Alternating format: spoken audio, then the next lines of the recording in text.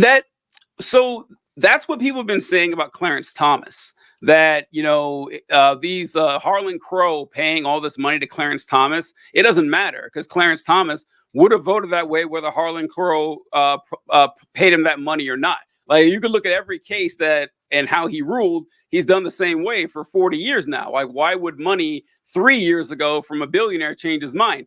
And it's true. I got to admit it is true, but it's still bribery, right? That's kind of how I look at it, Yeah, I mean, so with Clarence Thomas specifically, it's hard to tell because you don't know the chicken or the egg. Like, you don't know if he was ideologically aligned, which attracted people like Harlan Crow to keep him happy, or did he become ideologically aligned because he saw the opportunity for people like Harlan Crow to keep him happy? So I don't know. So you're saying like we don't know what like 25-year-old lawyer Clarence Thomas was, because he's been this way since he's been in the Supreme Court. That's what I'm saying. Supreme Court. So there's two ways it can go down, right? Mm-hmm. You can have someone, like say you're on the Supreme Court, and you are ideologically already someone who would want to benefit the capitalist class. That would inherently attract, hyper rich capitalists to just make sure you're happy. Hey, we want to reward good behavior. We want to set an example for other people. Hey, these are the guys that get to hang out on the yacht. That it would work that way. It could also be that he was, just ideologically predisposed to potentially go down that road, and he saw which pathway would, butter his bread, and he went down that path, which is a little bit more explicit bribery. But at the end of the day, it doesn't really matter. He's acting in the interest of these people who are also giving him money. Right. Whether that is actually affecting his decision making is a second order outcome of, could it be affecting his decision making? And as long as we can perceive that it could be, it shouldn't be something that is happening. And that's where the buck stops for me. I mean, we can speculate as to what's going on in this man's mind all we want, but it really doesn't matter. Like these are in a way redundancies. Like we just shouldn't allow this, because even the implication that it could be impacting his decision making threatens the legitimacy of the court. And you can't have that with the Supreme Court. You just can't. We can't delegitimize the Supreme Court. We couldn't do a thing like that. We couldn't. God forbid. Yeah. What makes sense to me? Like one theory that does make sense to Clarence Thomas is because I think he's always been this way. I mean, he was appointed by Republicans. Republicans have loved him his entire life. I think he would have ruled this way if he hadn't gotten a dime. The money may have been to keep him on the seat, on the bench. Because Clarence Thomas does not seem to enjoy being a Supreme Court justice. Like he does not. Like when you hear him talk about it, he's never like, oh, I love going into work and putting on the black robe. I love though. And he's like 75 or something. He probably wants to quit every day. So maybe that money is like, hey, stick around, man. We'll get a Republican eventually. And like that would make sense to me. It make to bribe him to not leave. Because go ahead. No, finish your thought. Because like with Clarence Thomas, I don't see him like a lead. Like Alito, I don't think would quit under a Democratic president. Like Alito, or it doesn't seem like that type of guy. Clarence Thomas is like, fuck you, I'm gone. I can see him doing that. So maybe like some bribes over the years to keep him on the bench. That wild theory, but it makes sense to me. That is a great theory because Alito is definitely in it for the love of the game. Yes, yeah. Clarence Thomas, I mean, honestly, he's just the character from The Office, the bald black guy that's just constantly hates his job and is just openly like out there about it. You know what I'm talking about? I watched The Office, so I'm forgetting his name, but like it's just like he's constantly miserable. He looks constantly miserable. He doesn't care that that he's miserable. Yeah, it's just how he is. I can't even imagine what he's like on that yacht. Like, do you think he's out there on a jet ski? I know. Like, woohoo! Like, can right? you imagine Clarence Thomas like smiling and having fun? I can't imagine Clarence Thomas having fun. Well, you know what? I just thought of a character to relate him to. Like did you ever watch the Boondocks? Did you ever see the cartoon? I've seen episodes. So the easy comparison is Uncle Ruckus, the black guy who hates black people, but that's too simple. There's another character, it's fantastic, called Stinkmeaner. And Stinkmeaner is an old blind black man who just hates everything about life, and he's always miserable. That's who Clarence Thomas is. Just someone who he's staying alive just out of spite. Yeah, Ben thought of Uncle Ruckus, but yeah, Ben, that's the easy answer. That's the easy one to go with Uncle Ruckus. But yeah, the whole Stinkmeaner is pretty great. You should watch that episode, John. The Stinkmeaner episode is pretty good. But yeah, he's just like hates life and hates everybody else. But that was a good point. I cannot imagine him. I don't think I've ever seen him smile. I don't think I've ever seen the man smile one time. No, me neither. And, to be fair, you don't often see Supreme Court justices smiling. But Clarence Thomas takes to a different level. You see them smiling in their official photos. So like that official photo where they're all standing there, all 9 of them, a lot of them smile. I don't think I've seen Clarence Thomas do it once. So yeah, I don't know.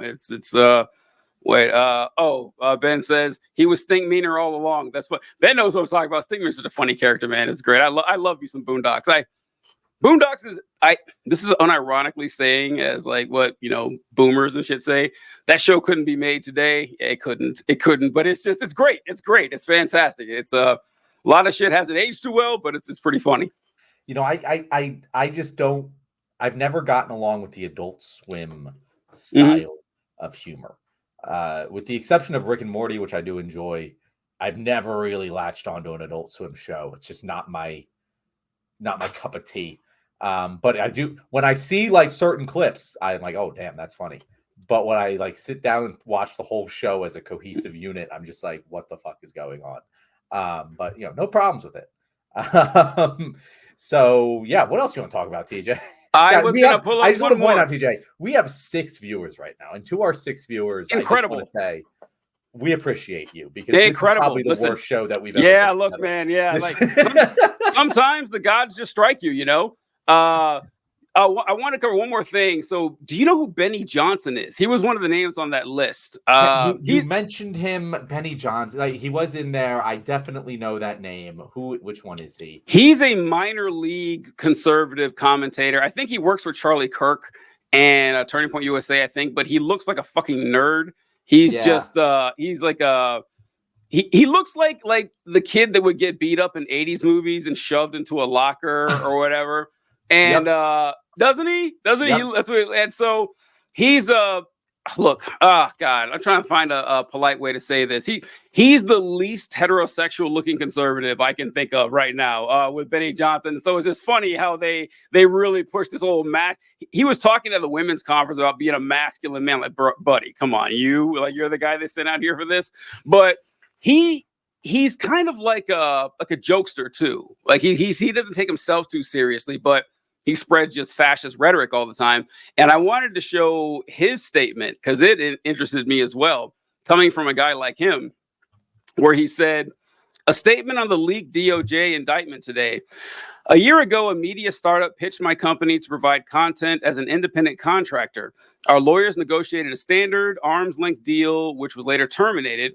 We are disturbed by the allegations in today's indictment, which make clear that myself and other influencers were victims in this alleged scheme. My lawyers will handle anyone who states or suggests otherwise. That, like, if you're not familiar with Benny Johnson, that sounds nothing like him. Like, nothing like him at all. He's always like a prankster and a jokester. But these conservatives are taking this. Dave Rubin's on that list too. It's like, who wasn't always a conservative. So that makes me think that, yeah, the money was definitely a big deal there. I just read about it earlier today. This is fascinating. I'd love to talk about this later. It's also like, because you're right. Usually the MO for these guys is they're accused of something. Yep. They deny they did it. And then they say, but even if I did, it wouldn't be that bad. Yeah. Like that is usually how they respond to allegations. And it is interesting. They are totally going the strong arm route, which, by the way, only makes you look guiltier. Like if I'm ever accused of anything and my knee-jerk reaction is you will hear from my attorneys. Yep. I guarantee you I did that fucking thing. That is so obviously clear a guilty person move. Yeah. And also saying the repeated line that they are victims here is also interesting. That is right. What does that weird even thing mean? to say. They never say that out loud. They never say they're victims. It is a sign of weakness. And the fact that it is a coordinated use of that term between the two of them, that there's smoke. And again, I'm actually inclined to believe that them as individuals did not have knowledge of this. I'm inclined to believe them. But damn, is there a lot of smoke there? They're not helping their cases with those statements. Right. It's because let's give them the total benefit of the doubt here. This is just all right. This is where like you have to do common sense shit and everything. You've seen Tim Pool, right? You've seen his clips and everything. He's one of the highest paid political commentators in the country. And you had to stop wondering why? Like how is Tim Pool this guy right? Like how is this happening? Like Ben Shapiro, I get it. Ben Shapiro, I get. Yeah. Tim fucking Pool? Are you kidding me? And then you see the takes he comes out with, and they're just like the most. I'll watch clips with Tim Pool, and this is literally what he does. His entire show is pulling up articles from like Daily Beast or whatever that have these sensational headlines.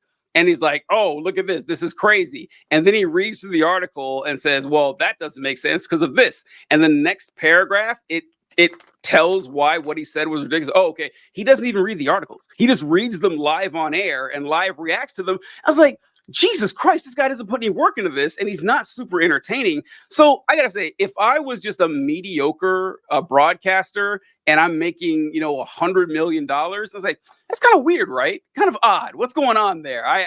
It's on you if you couldn't catch why that was suspicious, Tim Pool. Yeah, that's a great point that you make because I'm comparing him to other people, right? Like, right. Compare him to Steven Crowder. Steven Crowder puts in a lot of fucking effort. You can't knock the man's effort. Look, it's hard to be that racist.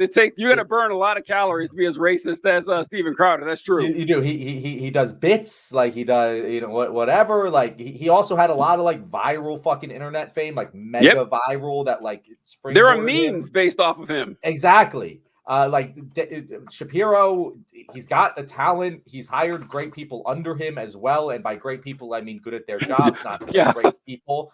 I think, for example, I think Michael Knowles is excellent at finding the way to word something. He does. It's great. Matt Walsh is the king of it, but Michael Knowles is also very good. Where like they're so good at the clickbait, and then standing on that business, like they're very good at it.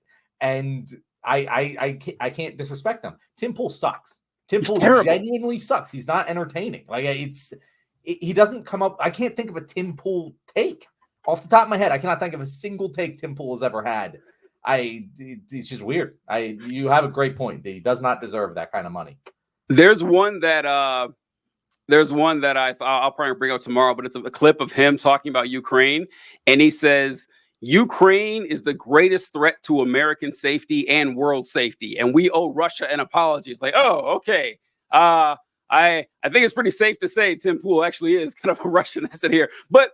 This is a great point, actually, because if we think of that list that we had Tim Pool, Dave Rubin, Lauren Southern, and Benny Johnson, 4 of the least talented people on the right I can think of. Just awful. Like you ever watch Dave Rubin in clips? He's the dumbest. Dave Rubin is the dumbest one by far. So it makes sense that they're the ones being propped up by this. But you mentioned about what's his name, Michael Knowles, and how he's an expert agent provocateur, but he's like a close second to Matt Walsh.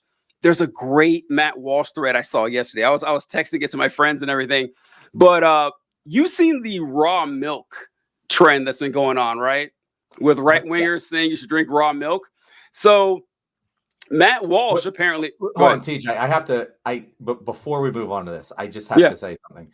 When did Tim Pool? Do you know when Tim Pool made that statement about Russia? Let's see.